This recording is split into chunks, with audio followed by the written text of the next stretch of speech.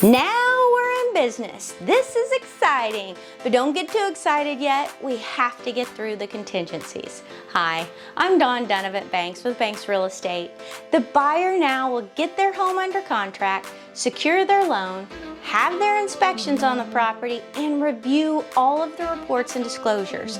This typically takes anywhere between 10 and 30 days, depending on what was initially agreed upon in the contract.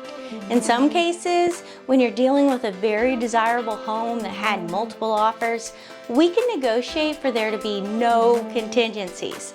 But this isn't as common as we'd like.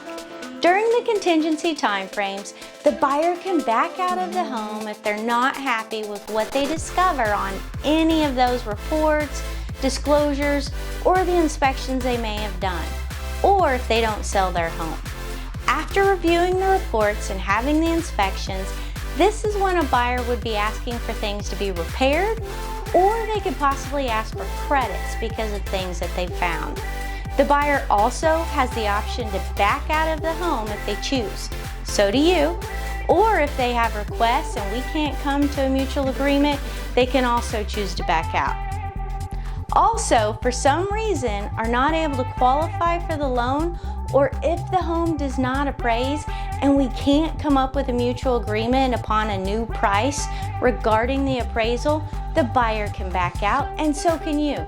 You need to understand that if a home does not appraise for the contractual amount, the lender will only loan on the appraised value, and obviously taking into consideration what the buyer was qualified for. Any additional money required would need to be made up by the buyer, or the seller would have to agree to adjust the contractual price. Again, unless you have countered out any of these contingencies and they're not made a part of the contract, the buyer has the right to back out of the home and they can retain their deposit. This is why it is essential to hire an agent like myself who knows how to properly vet the buyer's offers and have the right conversations and ask the right questions to the buyer's agent and lender. The buyer's deposit is only at risk if they have officially removed their contingencies.